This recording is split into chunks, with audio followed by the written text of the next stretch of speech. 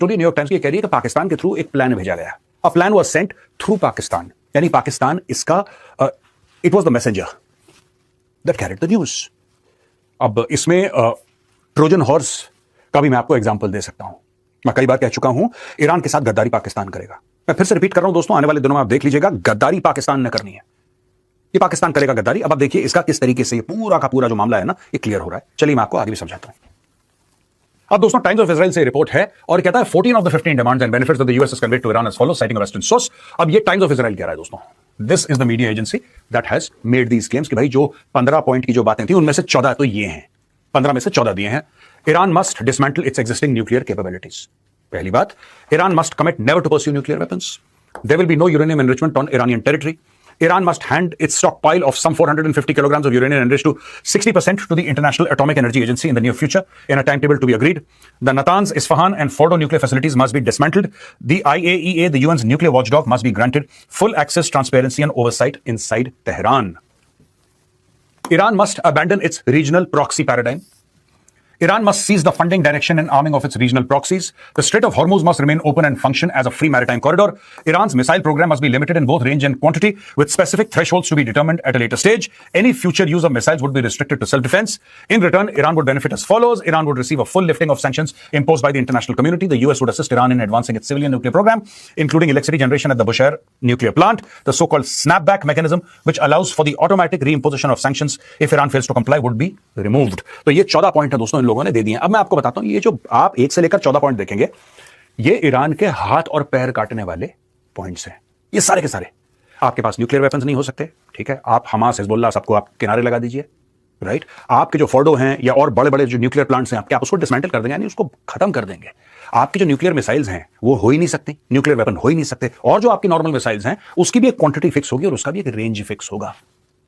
आप उसको वैसे यूज नहीं कर सकते। अगर आपके ऊपर पहले मिसाइल गिरी तब आप उसको यूज कर सकते हैं, वरना you can not use it. तो ये सारी की सारी जो चीजें हैं ये अमेरिका ने अच्छा, ले जाने वाला कौन है? पाकिस्तान, ठीक है। यानी कि क्या अगर, देखिए मैं आप एक बात पूछना चाहता हूं, अगर ईरान अग्री करता है इन सब चीजों पर, अगर ईरान अग्री कर जाता है कि हाँ ठीक है चलो मरता क्या ना करता, ईरान अग्री कर जाता है, तो इसमें से कितने प्रतिशत, कितने परसेंट, कितने फीसद गुनाहगार पाकिस्तान होगा? क्योंकि पाकिस्तान कहता कुछ है करता कुछ है। पाकिस्तान ने क्या बोला है? हम ईरान के साथ खड़े हुए हैं। इन्होंने पेजेश्कियां को कॉल किया, शहबाज शरीफ ने, हम आपके साथ खड़े हैं। ये खड़े हो तुम इनके साथ, इनके हाथ पैर सर सब काट के ये खड़े हो। भाई आज की तारीख में सारे के सारे पाकिस्तानी क्या कहते हैं, जो हमास वाले फ्रीडम फाइटर है, वो आजादी की लड़ाई लड़ रहा है। पाकिस्तान जो पॉइंट दे रहा है, यानी कि पाकिस्तान भी अग्री कर रहा है उन पॉइंट्स को, क्योंकि पाकिस्तान को मैसेज ले जा रहा है। भाई इंटरनेशनल में तो यही होता है, कम्युनिटी में, डिप्लोमेसी में। तो दोस्तों अगर पाकिस्तान ये पॉइंट्स ले जा रहा है, इसका मतलब पाकिस्तान अग्री करता है ना पॉइंट्स पे, तभी तो ले जा रहा है पाकिस्तान। ये देखिए ना सब, Iran must abandon its regional proxy paradigm, Iran must cease the funding, direction and arming of its regional proxy. कौन से हैं भाई? यही तो है हमास, हिजबुल्लाह,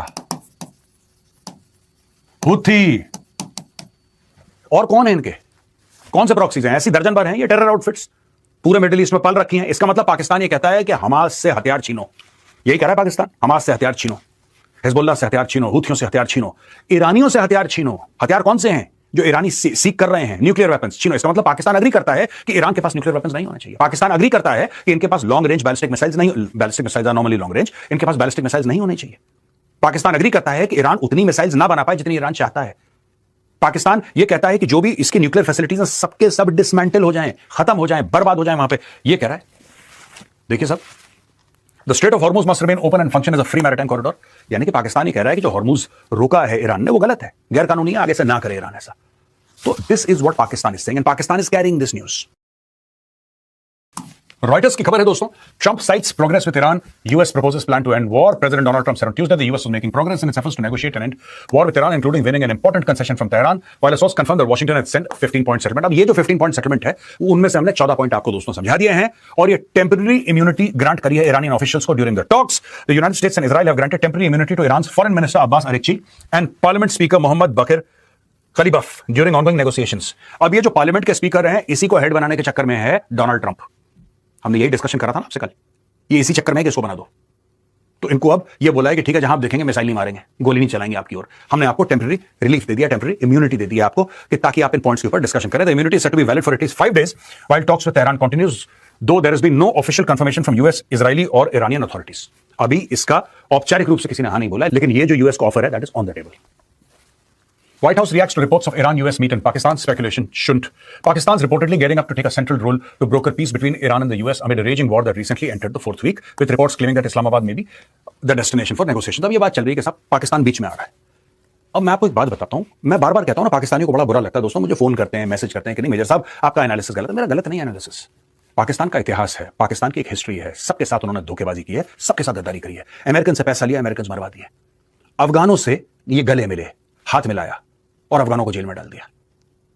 मैं क्या बताऊं, मुल्ला बरादर को किसने जेल में डाला था? जो इनका एम्बेसडर था ज़ईफ, उसको जेल में किसने डाला? क्यों डाला?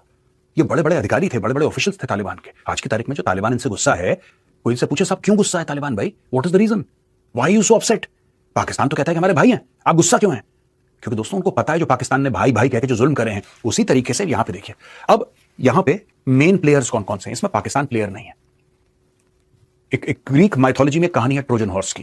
तो ट्रॉय के अंदर घुसना था, एक शहर था ट्रॉय के अंदर, तो ग्रीक्स को घुसना था।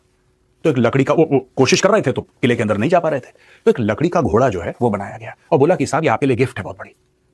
तो ट्रॉय वालों ने बोला कि यार ये तो बहुत अच्छी गिफ्ट है। उन्होंने दरवाजे खोले, लकड़ी के अंदर ग्रीक सोल्जर्स थे जो गए और उन्होंने ट्रॉय को बर्बाद कर दिया। एक्लीज की कहानी है और बहुत लंबी चौड़ी चीज है, लेकिन आपको बता दूं, Pakistan is that Trojan horse.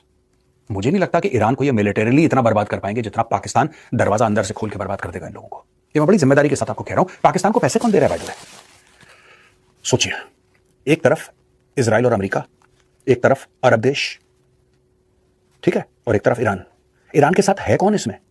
क्योंकि पाकिस्तान ने जो ये 14-15 टर्म्स एंड कंडीशंस जो पाकिस्तान ने फॉरवर्ड करी, न्यूयॉर्क टाइम्स कह रहा है, मैं नहीं कह रहा, जो पाकिस्तान ने फॉरवर्ड करी है सब चीजें, ये तो ईरान के हाथ पैर काट देंगे, ईरान के हाथ पैर काट देंगे, ईरान किसी काम का नहीं रह जाएगा। एक तो ये बात है, दूसरी चीज ये है, वही बात पुरानी, पाकिस्तान किस पे डिपेंडेंट है? क्या ईरान पैसे देता है पाकिस्तान को? नहीं। पैसे कौन देता है? सऊदी अरब। पैसे कौन देता है? ये गल्फ स्टेट्स, ये मुस्लिम देश जो बड़े अमीर हैं, रईस हैं, वो पैसे देते हैं। पैसे कौन देता है? अमेरिका। वर्ल्ड बैंक और IMF कौन चलाता है? अमेरिका। तो दोस्तों जब ये सब लोग पैसे देते हैं, तो आपको क्या लगता है कि जब नेगोशिएशन होंगे वो भी पाकिस्तान के अंदर होंगे, तो पाकिस्तान किसकी तरफ खड़ा रहेगा? मैंने तो बहुत पहले कह दिया था ये पीठ में खंजर उतारेंगे ईरान के। देखिए, पाकिस्तान एक बहुत तगड़ी इंटरेस्टेड पार्टी है इसमें। Pakistan is not neutral. और आज की तारीख में ये अगर चाहें तो ये कतर में करवाएं या कहीं पे भी करवाएं, कतर के ऊपर मिसाइल मार रखी है तो इन लोगों को कतर जाना थोड़ी सी मुश्किल होगी। The Qataris will not appreciate it. लेकिन पाकिस्तान ऐसा देश है जो कि ज्यादा दूर नहीं है, ईरान का नेबर है, ईरान पाकिस्तान जाने से नहीं डरेगा। लेकिन पाकिस्तान ने पैसे किससे पकड़े हैं? बार बार मैं एक ही बात कह रहा हूं ना, पाकिस्तान की लॉयल्टी उसकी तरफ है जिसने डॉलर दिए हैं। पाकिस्तान की वफादारी उससे है जो डॉलर देता है पाकिस्तानियों को। और किसने दिए डॉलर भाई? अरबों ने दिए हैं। और यहां पे इसलिए ये जो पॉइंट है इसलिए इंपॉर्टेंट है दोस्तों, क्योंकि crown Prince Mohammad bin Salman ने ये बोला है अमेरिकन को कि और मारो ईरानियों को। He has said hammer them more, इनको इतना मारो कि खत्म हो जाए। ये अभी बोला है 2 दिन पहले। इसलिए मैं आपको बता रहा हूं, ये पूरा एक गद्दारी का एक पूरा का पूरा एक प्लान बन रहा है जो कि पाकिस्तान बना रहा है। अब ये देखिए साहब, न्यूयॉर्क टाइम्स, ठीक है, मैं सोर्स आपको कोट कर रहा हूं, न्यूयॉर्क टाइम्स दुनिया का शायद सबसे मशहूर, सबसे बड़ा अखबार है, बड़ा in terms of credibility, the New York Times, बड़ी बात है। ये क्या बोल रहा है? Saudi leader is set to push Trump to continue Iran war in recent calls. Saudi Arabia's de facto leader, Crown Prince Mohammed bin Salman, has been pushing President Trump to continue the war against Iran, arguing that the US-Israeli military campaign presents a historic opportunity to remake the Middle East. According to people briefed by the American officials on the conversations, in a series of conversations over the last week, Prince Mohammed has conveyed to Mr. Trump that he must press towards the destruction of Iran's hardline government. The people familiar with the conversation said. ये देखिए साहब, New York times क्या report कर रहा है। मैं कहता हूं पाकिस्तानी गद्दार, नहीं साहब, आपने वो ऐनक पहन रखे हैं, आपने वो चश्मे पहन रखे हैं, आप नफरत करते हैं पाकिस्तान से। ओ भाई, बात नफरत की नहीं है, बात है न्यूयॉर्क टाइम्स क्या कह रहा है। न्यूयॉर्क टाइम्स ये कह रहा है कि ये this is Prince Mohammad bin Salman. Prince Mohammad bin Salman ने डोनाल्ड ट्रंप को फोन करे हैं, कह रहे हैं साहब अभी लड़ाई रोकने शोकने की बात मत करिए, आप इनका तख्ता पलट करिए। ये देखिए साहब, destruction of Iran hardline government, कह रहा है ये जो बैठे हैं इख्तिदार में ईरान के अंदर, इनकी बर्बादी आपका एम होना चाहिए। ये न्यूयॉर्क टाइम्स रिपोर्ट कर रहा है। हम ये कह रहे हैं कि सऊदी अरब ने पाकिस्तान को पैसे दिए। सऊदी अरब की डिफेंस डील किसके साथ है? पाकिस्तान के साथ। सऊदी अरब की डिफेंस डील किसके साथ है दोस्तों? पाकिस्तान के साथ है, जाहिर सी बात है। It is Pakistan. ख्वाजा आसिफ का स्टेटमेंट है, ख्वाजा आसिफ ने बोला है कि साहब हम ये कर देंगे और हम मर जाएंगे अरबों के लिए और हम अपनी जानें दे देंगे, और ये सब दुनिया भर की डायलॉगबाजी उसने करी है। पाकिस्तान किसके लिए लॉयल है? शेखों के लिए। शेख पैसा देते हैं। ईरान ने फूटी कौड़ी नहीं दी इनको। ईरान ने आज तक फूटी कौड़ी दी हो पाकिस्तान को? तो बताओ, कभी कुछ तेल तूल दे दिया उनको फ्री में? इसके अलावा they have given nothing. Hard cash comes from the Arabs, hard cash comes from America, it comes from President Trump, it comes from the previous president. So who are the people paying Pakistan? में यही बार बार कहने की कोशिश कर रहा हूं। अगर आप इसको देखें कि सऊदी अरेबिया के जो डिफैक्टो लीडर हैं, इन्होंने बोला है arguing the US Israeli military campaign presents a historic opportunity to remake the Middle East. इसके बाद ये मौका आपके पास नहीं आएगा, आप छटपटाते रहोगे, ये मौका कभी आपके पास नहीं आएगा। आज की तारीख में मौका है, ठोक दो ईरान को।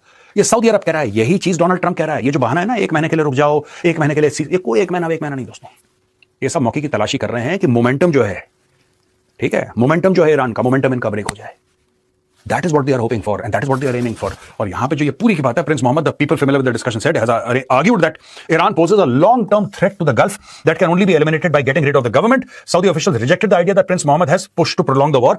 ऑफिशियल तौर पे उन्होंने मना कर दिया, लेकिन यहां पे मोहम्मद बिन सलमान कई बार पहले भी बोल चुके हैं, लॉन्ग टर्म थ्रेट है हमारे लिए, ईरान को गायब करो। भाई जब आपने डिफेंस डील साइन करी थी पाकिस्तान के साथ, तो आपने ये बोला था ना कि जितने भी थ्रेट है हमारे, आप उनको टेक केयर करोगे, डिफेंस डील है। यही तो बात हुई थी डिफेंस डील में पाकिस्तान और सऊदी अरब के बीच में। अब वो कह रहे हैं ईरान हमारे लिए लॉन्ग टर्म थ्रेट है। तो आपको क्या लगता है, इस्लामाबाद में कोई उनका बिल्कुल जिसको कहते हैं मेहमान नवाजी होगी वहां पे? Pakistan is where the betrayal will come from. ये मैं ईरानी लोगों को भी बता दूं, ईरानी सरकार को भी बता दूं, you will be betrayed by Pakistani in the near future. जी हाँ दोस्तों, ये थी आज की वीडियो जो मैंने आपके साथ शेयर की है। वीडियो कैसी लगी अपनी राय के साथ कमेंट बॉक्स में ज़रूर करें। अगर आप भारतीय मीडिया के रिएक्शन देखना और सुनना पसंद करते हैं तो चैनल को सब्सक्राइब कर दें, बेल नोटिफिकेशन को ऑन करके ऑल पे सेलेक्ट कर दें। जैसे कोई नई मालूमात आएगी तो आप बर वक्त नोटिफिकेशन आप तक मिल जाएगा। मिलते हैं नेक्स्ट वीडियो में। नेक्स्ट वीडियो दीजिए इजाज़त। अल्लाह हाफिज़।